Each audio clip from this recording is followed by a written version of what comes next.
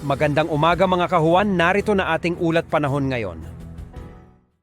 Ngayong araw ng Miyerkules, May 22, 2024. Sa ating latest satellite images, makikita natin na easterlies o itong hangin nagmumula sa karagatang Pasipiko pa rin ang makakaapekto sa malaking bahagi ng ating bansa. Asahan pa rin natin yung mga pulupulo or isolated na mga pag-ulan, pagkidlat, pagkulog, lalo na sa hapon hanggang sa gabi. Ito yung mga localized thunderstorms.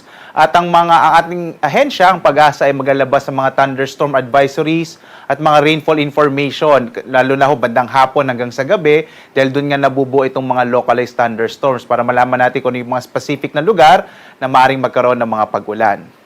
Samantala, bagamat wala tayong low pressure area pa na binabantayan sa kasalukuyan, meron tayong isang cloud clusters dito sa may silangang bahagi ng Mindanao at inaasahan natin na posible na magkaroon ng low pressure area. Maaring ma-develop itong cloud clusters into low pressure area at ngayong araw o bukas at maaari itong lumapit ito sa ating bansa.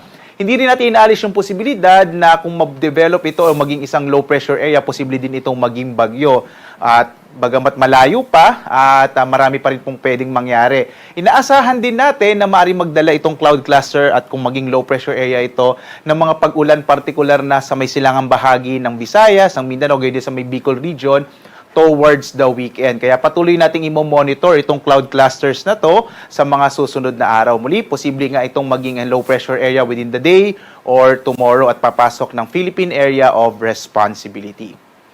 At narito naman ating inaasahang panahon dito sa Luzon. Makikita natin, posible pa rin ang mga pulupulong pag-ulan, pagkidlat, pagkulog sa malaking bahagi ng Luzon, lalo na sa hapon hanggang sa gabi, dulot ng mga localized thunderstorms. Medyo mainit pa rin yung tanghali dito sa bahaging ng Luzon. Agwat ang temperatura sa Lawag, 25 to 34. Sa Tuguegarao, 26 to 35 degrees Celsius. Sa Baguio, 18 to 24 degrees Celsius. Sa Metro Manila, 26 to 35. Sa Tagaytay naman, hanggang 33 degrees Celsius. Habang sa Legazpi City, 27 to 34 degrees Celsius.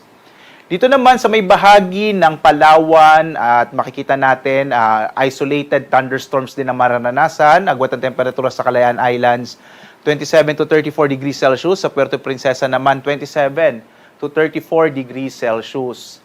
Dito naman sa Visayas, inaasahan din natin ng mga pulupulong pag-ulan, pagkidlat, pagkulog sa hapon hanggang sa gabi. Ang agwat ang temperatura sa Iloilo, 28 to 34 degrees Celsius. Sa Cebu naman, 28 to 33, habang sa Tacloban hanggang 33 degrees Celsius.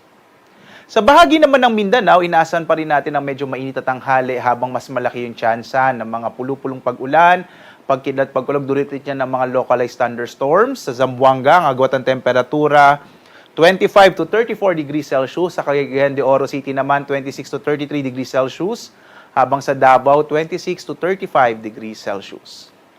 Sa kasalukuyan naman, wala pa rin tayong nakataas na gale warning. Ligtas pa rin pumalawat ang mga sakyang pandagat, maliliit na mga bangka sa mga baybayin ng ating bansa. Subalit iba yung pag-iingat pa rin kapag meron tayong mga thunderstorms na biglang maaaring magpalakas ng alon ng karagatan. Ang araw natin, sisikat, ganap na 5:27 na umaga at lulubog, ganap na 6:19 ng gabi.